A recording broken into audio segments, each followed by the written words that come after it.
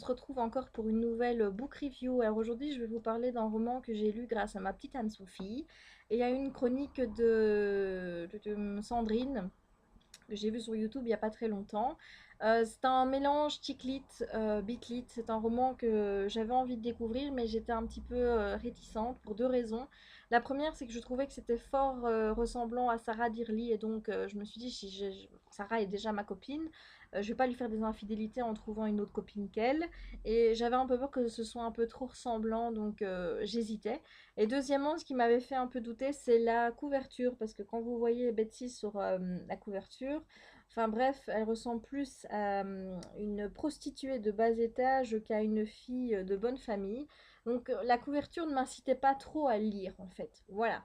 Mais quand on voit les couvertures des autres tomes, ça va, l'idée passe. Donc je me suis pas trop arrêtée à ce détail.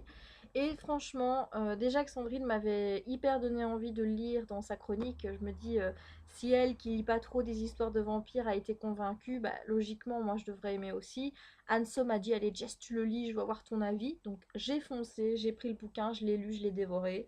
J'adore, j'ai le tome 2 et 3 qui sont là, ils vont pas rester très longtemps dans ma palle parce que je vous avoue que j'avais déjà très envie de le commencer tout de suite après. Mais je me suis retenue parce que je me suis dit, si je fais pas mes chroniques avant de commencer le 2, je vais commencer à en emmêler les tomes. Et voilà, je me suis dit, ce sera pendant quelques semaines. Alors, de quoi ça parle ce premier tome de Queen Betsy? Je vous rappelle, donc c'est Queen Betsy, tome 1, Vampire et célibataire, de Mary Janice Davidson aux éditions Milady. Voilà, et il est vendu au prix de 7 €. Donc, dans ce premier tome, eh bien, on apprend à connaître Betsy, donc Elizabeth Taylor de son vrai nom, mais ne vous moquez pas, elle n'en peut rien si on lui a donné le nom d'une star, sérieusement. Elle aime pas du tout d'ailleurs qu'on l'appelle comme ça, il faut l'appeler Betsy. Et pas Liz non plus, parce qu'elle aime pas Liz. Et donc Betsy, elle travaille en tant que secrétaire, elle fait plutôt bien son boulot. Ses patrons d'ailleurs comptent beaucoup sur elle, puisque globalement, c'est elle qui se souvient un petit peu de leur rendez-vous, de comment marche la machine, l'imprimante, enfin, c'est un petit peu elle qui fait tourner la boîte. Mais elle va quand même se faire virer. Donc elle se retrouve comme ça, quasiment le jour de son anniversaire, je pense, où elle n'a plus de boulot. Et le soir même, en voulant récupérer son chat Gisèle, elle se fait percuter par une voiture et elle meurt. Donc quelle ne fut pas sa surprise, quelques jours après, de se réveiller à la morgue. Alors elle se dit, mon Dieu, mais qu'est-ce qui m'arrive si même moi j'arrive pas à réussir ma mort? Qu'est-ce qui se passe? Et donc sa première réaction, après avoir été consternée de voir qu'on lui avait foutu des chaussures de merde aux pieds, c'est de vouloir réussir sa mort et de se tuer. Donc elle va essayer de se suicider. Puis voyant qu'elle n'arrive à rien, elle va commencer à comprendre qu'elle est devenue un vampire. Elle va retourner chez elle, elle va faire peur à sa belle monstre en lui disant: «Et cocotte, t'as vu, je suis pas morte, tu me rends mes godasses, hein, que tu m'as volé, espèce de voleuse, n'est-ce pas?» Donc elle va récupérer ses chaussures, elle va parler elle va continuer à faire avec ses amis. Elle va se faire un nouvel ami qui s'appelle Marc. Et elle va être kidnappée par des vampires qui vont vouloir l'adjoindre à leur bande en lui disant: voilà, je m'appelle Nostro, je suis le chef, tu me dois obéissance. Et elle le regarde et tout ce que tu me fais, toi, t'es pas bien dans ta tête. Elle commence à lui tenir tête et forcément elle va se le mettre à le dos. Mais heureusement, elle va faire la connaissance de Sinclair qui est un autre vampire qui est très fort et pas du tout aimé de Nostro. Et il va proposer de l'aider pour essayer de faire ses premiers pas en tant que vampire, pour qu'elle s'habitue un petit peu à sa condition, lui expliquer certaines règles. Et elle va dire: «Eh mon grand, j'ai pas besoin de toi, moi je suis une grande fille, je sais me débrouiller toute seule.» Enfin bref, là aussi, c'est pas trop facile pour expliquer à Betsy qu'il y a des règles à respecter. Mais elle va se rendre tout compte fait, tout doucement, que la vie de vampire, il y a quand même des choses à respecter, notamment ben, elle a un régime liquide exclusif. Si elle mange des aliments, elle les vomit. Elle va voir qu'elle fait un certain effet aux gens qu'elle mord. Donc il y a Sinclair qui dit: mais tu peux pas laisser les gens comme ça, il y a des règles. Alors elle va dire: ok, je veux bien que tu m'aides. Et lui, il va lui dire: ben voilà, moi je t'aide et tout, mais j'aimerais bien que tu m'aides à renverser Nostro, parce que voilà, il y a le livre des morts, qui est le grand livre des vampires. Il dit qu'il y a une reine qui va venir et qui va un petit peu remettre le ménage chez les vampires. Et cette reine, elle a des grands pouvoirs, elle n'a pas peur du soleil, elle n'a pas peur des croix, parce qu'il faut savoir qu'elle peut porter des croix alors que les autres vampires, ils crament si jamais ils ont une croix. Elle peut dire Dieu sans... Parce que les autres, quand ils entendent le mot Dieu, c'est comme si on passait une craie sur le sur un tableau. Donc elle est vraiment étrange et tout le monde dit voilà, c'est toi la reine qu'on attendait. Alors là encore, elle se dit vous êtes fou. Et il va lui dire écoute, voilà, aide-moi à renverser Nostro. Alors elle veut pas. Et il va lui proposer un. Il va se servir de ses faiblesses. Il va lui dire écoute, je t'offre toutes les chaussures du monde si tu m'aides à renverser Nostro. Elle va-t-elle craquer ou pas? Voilà, donc je vous spoil pas, hein, tout est dans la quatrième de cover. De toute façon, c'est pas plus, pas vraiment ça le plus important du livre. Le plus important, c'est de faire la connaissance de Betsy parce que c'est vraiment ça le point fort de ce roman. Betsy, c'est juste c'est une bombe cette fille. Je l'ai mis dans ma chronique, c'est une bombe quand elle décide de vous exploser à la figure au lieu de vous cacher, vous en demandez encore et encore parce que c'est de la dynamite, c'est de la dynamite. Elle est blonde, mais elle est pas bête, mais elle sait faire sa blonde quand elle veut, hein, parce qu'il y a des moments où on a l'impression, on a envie de lui dire mais t'es bête ou quoi? Mais elle le fait exprès, donc elle fait semblant de pas comprendre. Elle a une langue pendue, je veux dire, parfois j'ai l'impression de me retrouver. Vous savez, elle est là, elle parle avec quelqu'un, elle commence un monologue toute seule, elle laisse pas l'autre parler, elle débite, elle débite, elle débite, elle dit des conneries hein, parfois.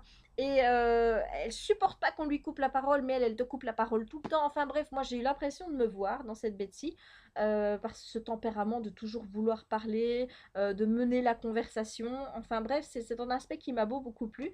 Et je me suis dit en même temps, ouais, et ben par moment c'est vrai que tu dois énerver les gens. Parce qu'il y a des moments où je vous assure que j'aurais bien tout dit, où est-ce qu'il est le bouton pour qu'on l'arrête 2 secondes, parce que c'est pas possible. Mais franchement, elle a un tel peps, elle a une telle vie, alors qu'elle est morte, globalement, ça, elle n'arrête pas de le répéter. Elle a des petites expressions bien à elle. Moi, j'adore quand elle est là, elle fait Oh, Burk.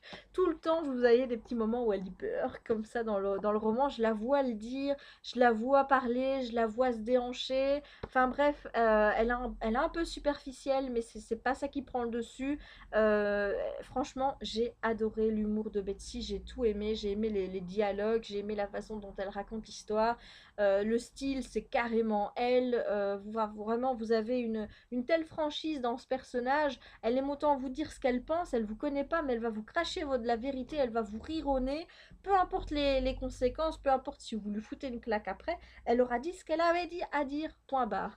Enfin bref, c'est un personnage, mais vraiment top, top, top. Alors, autour d'elle gravitent d'autres personnages. Évidemment, vous avez Sinclair, qui est le superbe vampire. Moi, j'ai totalement craqué pour Sinclair. Il a un charisme de fou. En plus, il est décrit comme ayant un corps d'une beauté. Enfin, vous voyez. Enfin, bref, moi, j'ai totalement craqué sur Sinclair. Alors, j'aime bien la détermination qu'il a avec Betsy. Il veut vraiment qu'elle soit dans sa vie. Il veut vraiment l'aider, essayer de lui expliquer un petit peu le pourquoi du comment, ce qu'elle doit faire en tant que vampire. Et il cherche à la mettre dans son lit aussi. C'est ça qui est tordant. Et en attendant, moi, c'est ça aussi qui m'a dérangé, c'est qu'il se contente de 3 femmes en même temps, 3 humaines, dans son lit. Et elle est là, elle le regarde en train, elle fait Oh, Berk. Bah, moi aussi, sur le coup, j'ai fait Ah, Berk.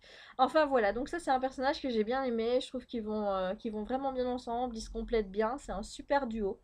Et vous avez à côté de ça les amis de Betsy qui sont Jessica, forcément il y a une Jessica, hein, et Marc. Alors eux, terrible aussi, la Jessica qui est anéantie parce que sa meilleure amie est morte. Et puis quand elle le voit, elle la voit, elle se pose pas de questions, t'es devenu un vampire et alors je m'en fous tant que t'es en vie, moi c'est ce qui compte quoi. Donc c'est vraiment l'amie mais totale, elle est super riche donc pour éviter à Betty de se retrouver à la rue, elle lui a racheté sa maison, elle lui a racheté sa voiture puisque vu qu'elle est morte, forcément, il y avait un testament et tout devait revenir à ses parents, avec qui elle s'entend moyennement puisqu'il y a la belle monstre. Et voilà, donc Jessica, elle est top, elle est noire.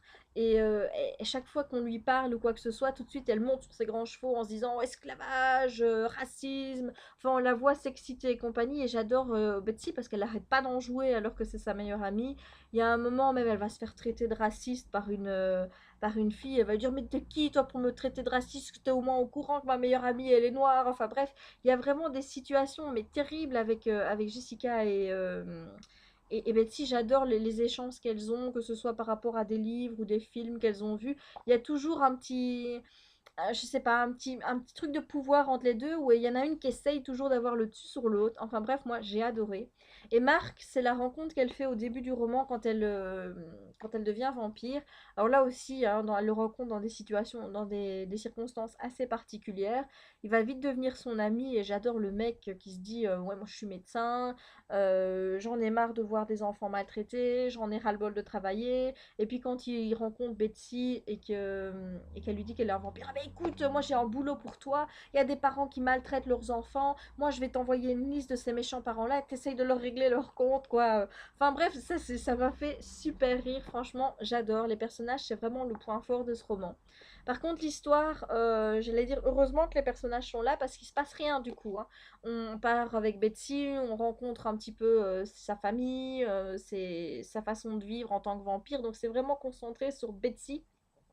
Et il se passe pas grand chose, juste à la fin où évidemment il y a la guéguerre Nostro Sinclair qui éclate, mais ça reste une petite partie du roman et si action il y a, c'est balayé en quelques pages. Donc sincèrement, si vous attendez de l'action, il faut pas lire cette saga-ci parce qu'elle n'est pas du tout adaptée pour vous. Maintenant, j'espère quand même qu'il y aura un peu plus d'action dans les prochains tomes parce que si c'est tout le temps répétitif comme ça, j'ai peur que ça devienne un petit peu lassant à la fin. Alors maintenant, ce qui m'a pas plu, parce que finalement, sinon je vous aurais dit que c'était un coup de cœur, mais je vous l'ai pas dit. Donc il y a des petites choses qui m'ont un peu agacée. Il y en a deux en fait. La première, c'est le fait que j'ai pas bien compris comment Betsy a été transformée en vampire. Parce que on nous dit qu'elle avait été attaquée il y a 7 8 mois par des gens. Et elle va se rendre compte, et nous aussi, hein, que forcément c'était des vampires, mais je comprends pas comment après 7 8 mois, voilà, elle meurt d'un bête accident, elle se fait écraser, et pof, elle se réveille en tant que vampire. Donc là, j'aimerais bien qu'on m'explique comment ça se fait. Parce que pour moi, on se fait attaquer par un vampire, on meurt, on boit le sang du vampire, ou alors en général, si même si dans Twilight par exemple, c'est une question de venin, de poison, c'est tout de suite, je veux dire, vous êtes attaqué, vous vous transformez en vampire, tout de suite, il n'y a pas une si longue attente de 7 8 mois. Donc c'est ça qui m'a un peu perturbée, j'aimerais bien en savoir un peu plus sur cette transformation que je trouve assez bizarre. Sur le fait qu'elle ait plein de pouvoirs, on vous dit oui, c'est parce qu'il y a une prophétie, mais là non plus, on n'en sait pas plus. Donc j'attends de voir. Et le deuxième point qui m'a gênée, alors là, il faut pas me prendre pour une prude, parce que je vous assure que j'ai rien contre le sexe dans les romans. J'adore ça, ça m'émoustille moi aussi, mais là, ça m'a un peu gênée. Bon, je vais pas vous parler de la fin, parce que là, globalement, il faut s'accrocher, parce que la scène, elle est quand même chaude, hein. Mais d'ailleurs, on se plaint pas de ce point-là. Mais pendant tout le roman, donc ça concerne la mythologie vampire en fait. Si vous voulez, quand les vampires se nourrissent d'humains, il y a une sorte de contrepartie, c'est-à-dire, ben voilà, je te donne mon sang, mais en contrepartie, tu payes l'addition et c'est en nature, hein. Voilà, donc globalement, on se sert des humains pour boire. Alors apparemment, il y a une question de tension sexuelle, ils supportent pas parce que le fait que ce soit qu'il soit mordu, c'est apparemment un acte qui est très sexuel, très sensuel. Enfin bref, après il se contrôle plus et il y a rien à faire, il faut passer à la casserole quoi. Donc ça m'a un petit peu gênée parce que je vous dis si j'aime bien les relations sexe dans des romans bitlit, généralement il y a un vampire, une héroïne, enfin ça dépend, c'est soit la femme qui est vampire, soit le mec. Enfin bref, voilà, mais c'est intimiste, c'est eux deux. Voilà, c'est chaud, c'est excitant, mais c'est entre eux deux. Voilà, mais là, globalement, c'est avec tout le monde. Donc, c'est là que ça me gêne. Voilà, moi j'aime bien quand il y a du sexe, mais il faut que ce soit en deux personnes, il faut qu'il y ait une bonne relation, il ne faut pas que ce soit fait n'importe comment non plus, hein. On n'est pas des filles faciles non plus, qu'est-ce que vous croyez, hein. Et donc Betsy aussi, elle n'est pas une fille facile, elle n'a pas envie de s'allonger comme ça avec n'importe qui. Et donc moi, c'est ça qui m'a un petit peu gênée, c'est le côté lier le sexe de manière trop, enfin de lier le sexe trop au fait de se nourrir. Ça m'a vraiment, vraiment gênée. Je ne sais pas du tout comment ça va tourner dans les autres tomes. J'attends de voir. Mais globalement, je vous ai dit, moi j'ai mis 9,5 sur 10. J'ai adoré ce roman. Je l'ai dévoré. Je vous le conseille parce que c'est plein d'humour. C'est raconté de manière vivante par une héroïne qui en veut, qui a du mordant, qui a du peps, qui a un franc-parler, mais de dingue. Enfin bref, c'est une héroïne qu'on retient. Globalement, je vous dis Sarah, c'est ma copine, eh ben, elle vient de se faire une rivale, voilà, c'est Betsy. Je vous le recommande. Si vous l'avez lu, j'attends vos avis, voir si vous voulez vous partager le mien. Si vous avez un avis contraire, n'hésitez pas à me le dire. Et si je vous ai donné envie de le lire, et ben tant mieux parce que celui-là, il faut vraiment le lire. Voilà, allez, je vous laisse et je vous dis à très bientôt pour de nouvelles book reviews. Ciao!